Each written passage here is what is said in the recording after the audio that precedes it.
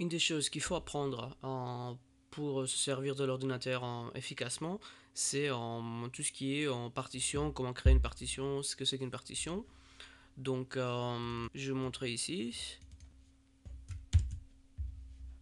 Voilà, là c'est le poste de travail. Vous voyez en fait ici, c'est comme si j'avais trois disques durs. Donc on a la partition C, D, E. Donc en fait, ce qui se passe, c'est que moi j'ai deux disques durs et c'est en fait la partition C et la partition E. Ils font partie du même disque dur physique. Et après j'ai un deuxième disque dur, la partition D, que j'utilise pour archiver mes données. Donc pour voir un peu plus comment ça se passe. Là, moi j'utilise Easias Partition Master. Donc c'est un logiciel gratuit. Et il est vraiment correct. Et il y a tout ce qu'il faut. Et certains connaissent peut-être euh, Partition Magic qui est payant et qui est très connu. Donc vous faites Easias Partition, etc. Le lien, il est dans la description de cette vidéo. Et puis voilà, free download, etc., etc. Installez le logiciel et puis vous le démarrez. Donc quand il démarre, il y aura les trois options: Partition Manager.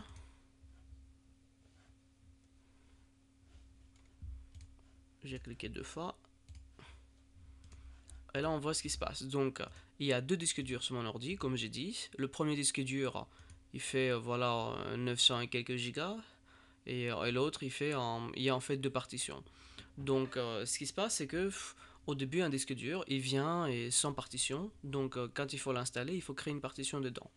Donc, au lieu de créer une partition, j'en ai créé deux. Pourquoi a-t-on besoin de plusieurs partitions?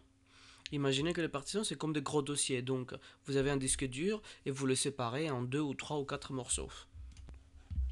Ici, pareil, le lien est dans la description de la vidéo.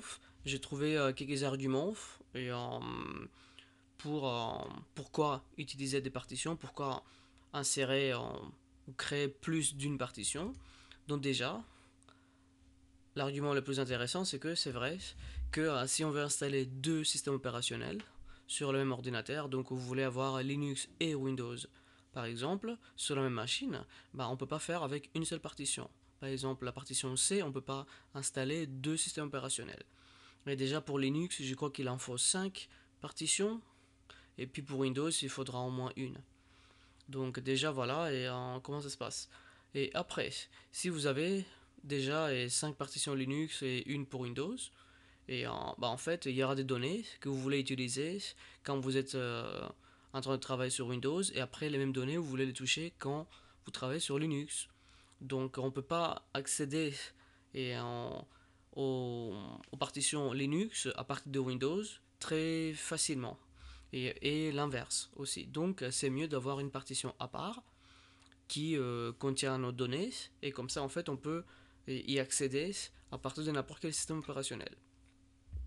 Après, imaginez que vous voulez scanner votre ordinateur pour des virus. Ça serait plus facile de scanner par exemple une partie, donc la partition du système opérationnel d'abord, et après plus tard par exemple scanner vos données. Au lieu d'avoir un scannage qui va scanner 1 giga, 1 teraoctet, ce serait mieux de partager en plusieurs sous-tâches si vous voulez. Pareil avec n'importe quelle autre tâche administrative comme défragmentation. La défragmentation d'un Tera, c'est vraiment, ça prend beaucoup de temps. Et donc voilà. Et un dernier argument, c'est pour améliorer la performance. Donc ce qui se passe, c'est que sur le disque dur, si on installe des fichiers au début du disque dur, au début ça veut dire au premier secteur sur les premiers secteurs du disque dur, bah en fait ces données-là vont être plus rapidement récupérées. Donc là-dessus, on a besoin d'installer le système opérationnel parce que c'est les fichiers en fait qui vont être utilisés le plus possible, le plus souvent. Donc c'est pour ça qu'on utilise une partition, on va la créer au début du disque dur, et après nos données on peut les mettre sur une autre partition plus tard dans le disque dur. Évidemment, il peut y avoir des désavantages, comme par exemple si on crée trop de partitions, et si vous avez une partition pour vos données, genre vos documents, après une autre pour l'audio, après pour la vidéo, etc., ça devient un peu désorganisé. Donc voilà, on a ça, et après on est là. Donc vous voyez ici, j'ai déjà deux partitions, et une pour Windows et une pour mes données. Et vous voyez ici que ce qui est très pratique, c'est que maintenant que j'ai toutes mes données, ici, sur cette partition-là, quand j'essaie d'archiver, ça veut dire faire une copie de de cette partition, de mes données, de mes documents si vous voulez, et vers le D, en fait c'est beaucoup plus facile que faire la copie de tout ça, de tous les disques durs et dire oui, mais il ne faut pas prendre ce dossier qui contient les Windows ou ce dossier ou ce dossier. Donc tout ce que j'ai à faire, j'ai dit prends-moi tous les E et tu copies vers le D. Et c'est simple. Mais non, il me faut une nouvelle partition parce que je vais installer je vous montre ici. Et j'ai installé déjà un VirtualBox. C'est en fait parce que j'ai envie d'exécuter, de travailler sur Mac Linux sur mon ordi, avoir une version virtuelle. Donc il me faut une partition à part pour Mac. Donc je vais créer une partition de 10 Go. Il me dit donc sur mon disque dur, il y a une partition 44 Go, une autre à 890 à peu près, et il en reste 10 mégas. Donc c'est pas suffisant. Donc ce que je vais faire, je veux redimensionner, ou je vais redimensionner la partition E parce qu'en fait il y a 88 Go vide ici disponible. Je veux la redimensionner, donc je vais enlever 10 Go par là. Vous allez voir, je fais clic droit, resize, et je vais lui dire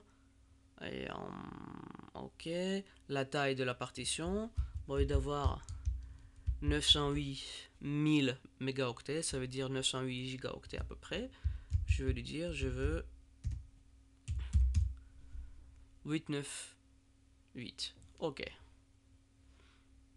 Il dit ok. Et là en fait, il en reste en 10 Go à peu près, juste après. Donc il y a 10 Go de vide et qui ne sont pas attribués à une partition. Donc ce que je vais faire peut-être, je sais pas si je vais modifier. Oh, je vais laisser comme ça, ok. Donc et là il reste autant. Donc cette fois-là, je vais cliquer donc sur la partie unallocated, donc non attribué, clic droit, créer partition. La partition, je peux la nommer comme je veux. C'est le nom qui va apparaître ici dans les postes de travail. macOS X par exemple.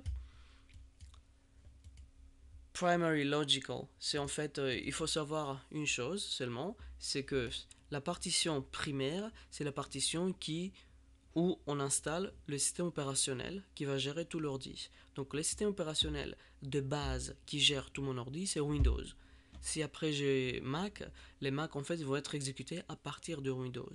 Donc la partie primaire, la partition primaire, ça va être Windows. C'est tout le reste va être logique.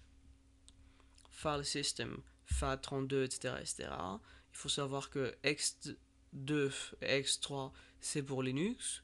Et en FAT, ça fait longtemps qu'on n'utilise pas. Donc, c'est entre FAT32 et NTFS. NTFS, apparemment, c'est un peu plus rapide pour tout ce qui est défragmentation, etc. etc.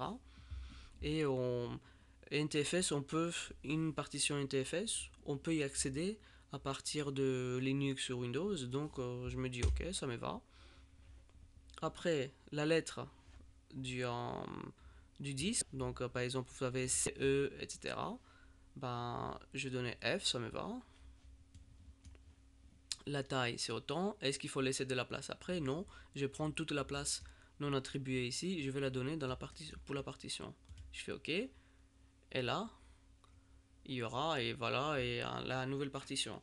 Pour l'instant, on n'a rien fait. On a juste créé des tâches. Pour que les tâches soient exécutées, il faut faire apply. Et quand je fais apply, il me dit il y a deux opérations en cours. Est-ce que vous voulez appliquer les changements? Oui. Et après, est-ce que vous voulez que l'ordinateur s'éteigne après les changements? Je vais dire non.